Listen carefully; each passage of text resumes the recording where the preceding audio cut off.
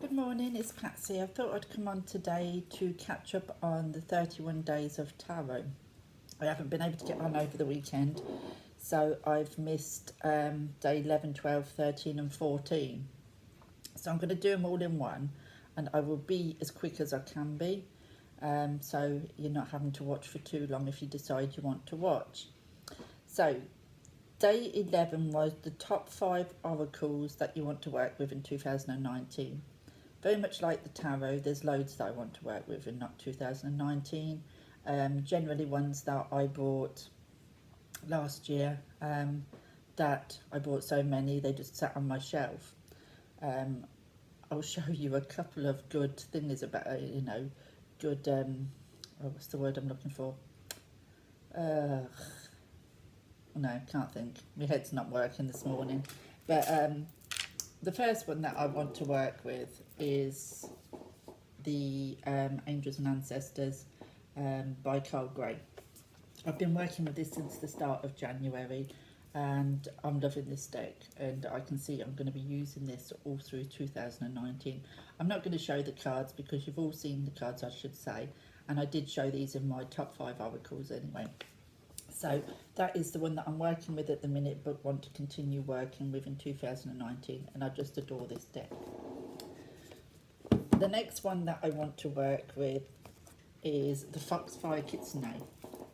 Again, I won't go through the cards because I did do a walkthrough on this, and it is in my top 5 oracle.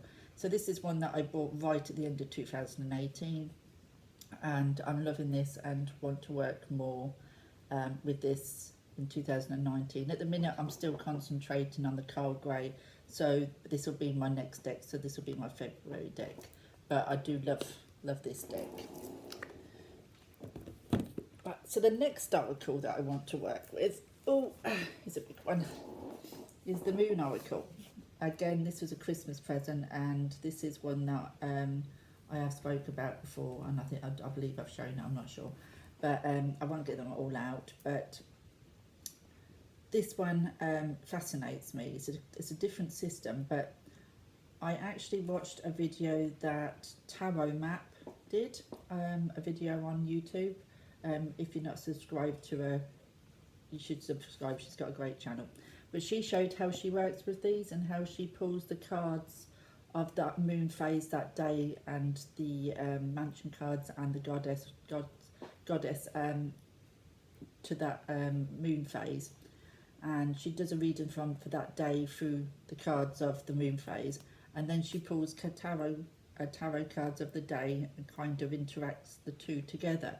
So that kind of looked like a really good way of using them, and something I'm going to be trying.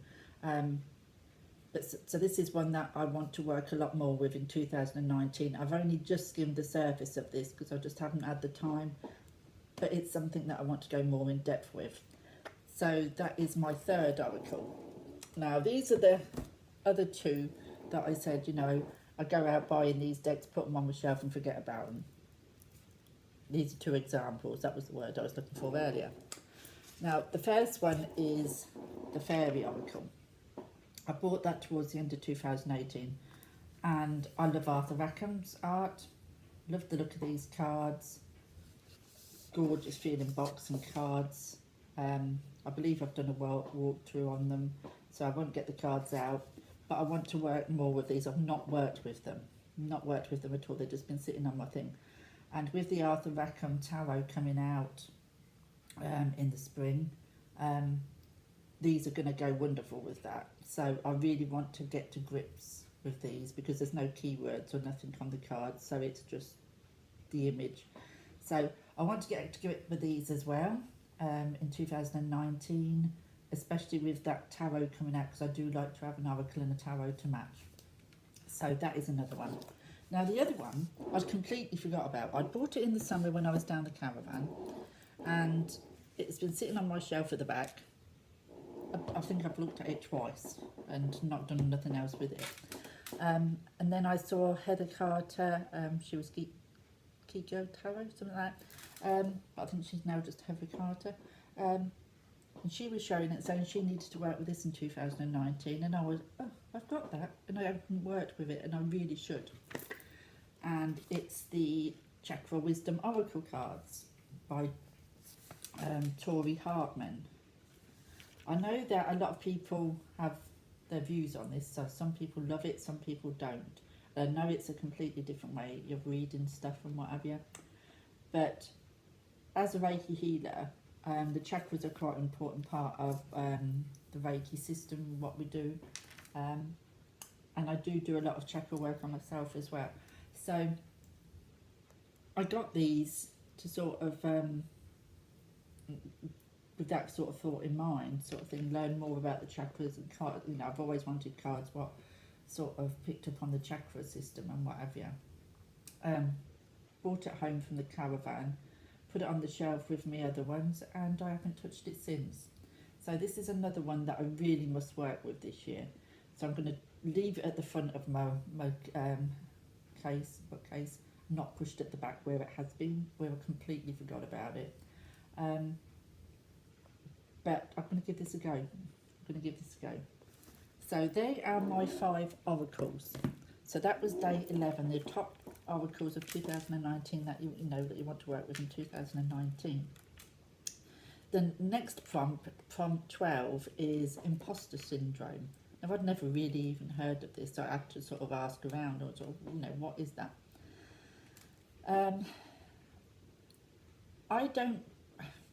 I used to read a lot for other people when my daughter had a metaphysical shop in the town where we live. It was just a little shop. She had that for a couple of years. And I used to do the readings. So I used to get quite busy in there with readings, people booking readings and what have you. On opening day, when she opened, it was like a taster, tarot taster for something like £5 or something, you know, and just got 10 minutes. And I was packed all day, and it was just constant, one after the other. And I remember thinking, I'm doing all these readings, telling all these people, but I'm probably telling them a complete load of rubbish. Do you know what I mean? It's sort of, I shouldn't be doing this. I'm not good enough to be sitting here doing this. Because I'd never read for other people before. I'd only really read for family and friends. So being pushed into that deep end like that, and one after the other of these readings, made me feel like I was taking their money under false pretenses, you know, that I had no right to be doing this. Do you know what I mean? I wasn't qualified in this. I wasn't a medium. I wasn't, you know, and all these thoughts going through my head. But out of all those people, that I think just about all of them come back for a full reading, so that kind of put me mind at rest. Since the shop closed, I have done a few readings for other people at home. If they contact me through when I used to do them at the shop, they've kind of contacted me afterwards, and I've carried on doing readings for them. And I have certain people what come back time after time when they've got something going on in their life. So that feeling of being an imposter is kind of gone away. It kind of come up again when I started YouTube, because there's so many YouTube channels of people doing tarot, and I've been doing it for a long time, that I thought, do you know what, I'm not as good as these people. I shouldn't even be doing this. Do you know what I mean?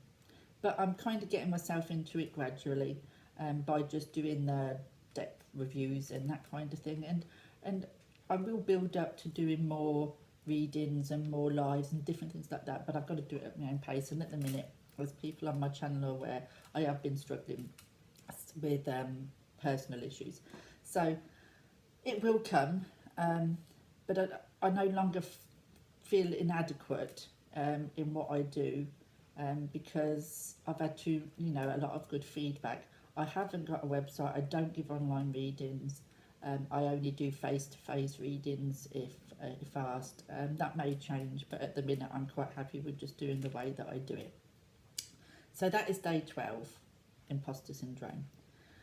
Now 13 was a bit more of a issue for me, because I have no idea about astrology, and that was your sun, moon and rising in your astrological thing, and I hadn't got a clue, so I had to work all mine out by, you know, So this took a while, but I got there in the end. And how these affected your life, if they have in any way. So the planet in my sun sign is Taurus, which in the tarot is the Hierophant. So we've got the Hierophant. So the Hierophant to me is someone who's very traditional, someone who is embedded in, I suppose that, you know, the traditional tarot is embedded in the religions and what have you. So for me, you know, with the Hierophant, I can say that I was born into a home with no religious whatsoever, and in a lot of my teen years and early 20s to 30s, mainly 20s to early 30s, I tried all the traditional routes. I felt that I should belong to fit myself into these boxes of religion. I knew there was something missing in my life. I knew that it was a spiritual thing that I needed, and I sort of listened to Jehovah's Witnesses. I went to different churches. I entered, you know, the Mormons. I tried it all over. You know, phoned around and spoke to different religious kind of organisations. But I didn't fit in. I didn't fit into any of them. I couldn't, my beliefs wasn't what their beliefs were. So I kind of, even though I have this side of me where I think I should fit myself into boxes and be traditional, and in a lot of ways in my life I am, but in other ways, if I don't agree with something, I'll kick against it. And I think with the Hierophant, you either go with the traditions or you start questioning everything, and I certainly am the one that questions everything. I question everything that sort of told me. If it doesn't resonate with me, then I'll question it, and then I'll look deeper. And so I think that's the Hierophant has had some thingy with my life. In that respect, do you know what I mean? And in a lot of ways, yes, I am quite traditional in my ways, but in other ways, if it's not something that I resonates with me, I will fight against it, and I will then look deeper and look for answers, and study a lot more, and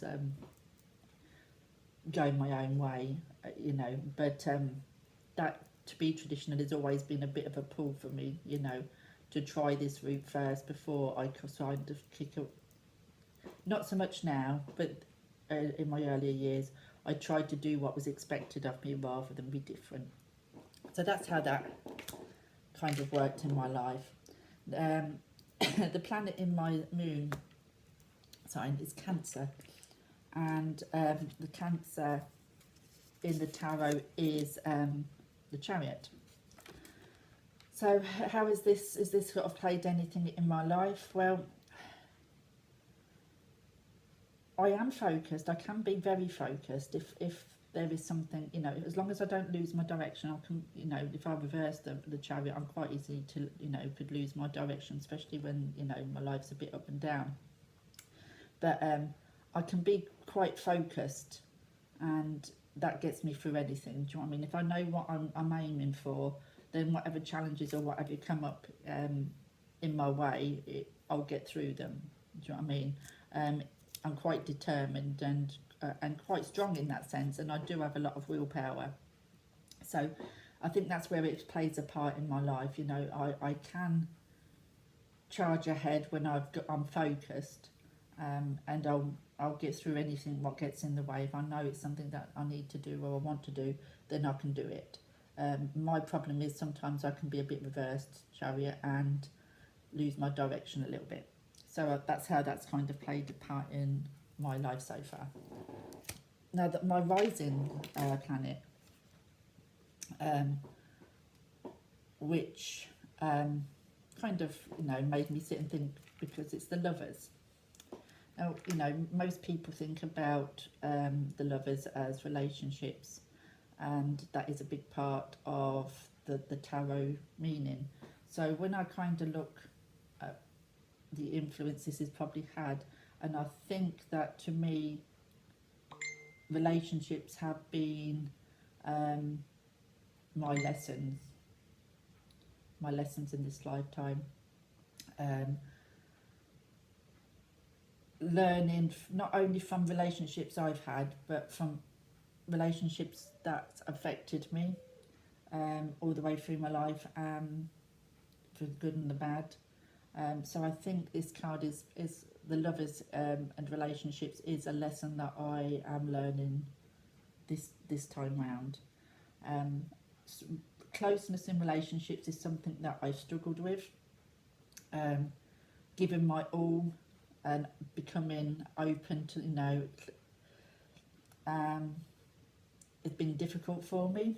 I always tend to hold that little bit back, and that's with every relationship, whether that's my partner, my children, my family, friends. There's always part of me that I don't never give fully, and this is something that I'm working on. So I think where this card is coming in is, like I say, is for me to learn lessons this time round, and I am doing work on this. I know where it all stems from and where it's coming from, and I know what I need to do, and it's just working on that. And that is something that is part of my shadow,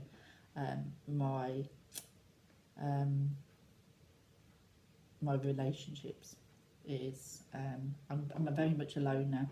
I don't really need anybody else, and sometimes that can come across as that I'm quite off. I'm quite standoffish, quite cold fish, but I'm really not. I'm just I just don't open myself up very well. So I think, like I say, this one's a lessons. But then, of course, you know, the other side of the Lovers card is about your personal beliefs and your values, you know, and I do stay strong to my personal beliefs and to my values. I'm quite clear on what my beliefs are now, and you know, this card is all about choices, and I've had to make choices all through my life, like all of us. Some of them have been difficult, some of them wasn't welcome choices, but I made them anyway because I knew that was for me. That is partly why I called my channel Two Paths Tarot, because we all have choices. We all go down what path we choose to go down, whether that brings challenges or, you know, along the way, or disappointment or disagreements from other people. If we know it's right for us, then we have to do that. So that's the three cards for my Sun, Moon and Rising planets. That was for day 13. So now we're on to today 14. Which tarot decks gave you the most insight by the way of imagery and symbol, rather than intuitive or your basic tarot knowledge? Well, I had to really think about this one because I tend to read intuitively anyway. I mean, I have the knowledge of tarot, which I kind of incorporate with the intuitives, but if the intuitive side imagery talks to me more than the actual tarot meaning, then I'll always go with that intuition. I don't always stick to the basic tarot meanings. If it speaks to me on an intuitive level more than what that basic tarot meaning is, then I will always go with my intuition. So this was kind of hard, and I had to really think about this one. And the one that I decided upon in the end was, because the imagery is so completely different to any of the decks that I've got. It's the Tarot of the Hidden Realms. And the reason why I chose this is because for a long time I didn't think I'd be able to work with this deck. For for a long time I put off getting it, even though I love the look of it. But when I did get it, it completely changed how I view some of the cards, if you like. And it's not, I don't, you know, some of it, I mean, I can't see how you can actually say just through the imagery, not intuition, because a lot of the imagery will kick in your intuition anyway. So, but I went with this one anyway, and it's just like, I mean, like this card, especially, I love in this deck. This happened to be on the bottom of the deck when I picked it up, and I thought, oh, I'll show. And now this is like someone coming out of the Phoenix, you know. And this is the Nine of Wands, which we all know is, you know, that struggle, you know, the ones on the back struggling to get up the hill, you know. So, but to me, this is you know, he's coming out, you know, is that fire is going to come out of all this difficulty, and he's just going to push through it, and he's going to rise out of the ashes, and he's going to be, you know, everything's going to be pushed on, and he'll get to the end of it. So to me, this was a completely different way of looking at the thingy. The only, you know, and also with this one, you know, if you allowed it to bog you down too much, you could become encompassed in this fire. Do you know what I mean? So you just take it easy, but you know, push through. You will get there. So there was a lot of these imageries on here are completely different to what a basic tarot, and I never actually, or very rarely, use the basic tarot meanings with these cards. Sometimes I do if I feel they're appropriate, but more often than not, it's the imagery itself that that will give me what I need to give as the message, or what message I need to take from it. So for me, it would have to, I mean, I just love this Hierophant. I mean, this Hierophant is just gorgeous, you know. To me, there's nothing religious or traditional in this. This is just somebody who's wise, who can teach, who can be there, you know, that kind of side of the Hierophant. And again, like this one, the Ten of Swords, again, completely different imagery to the man on the ground with all these swords sticking in his back. Do you know what I mean?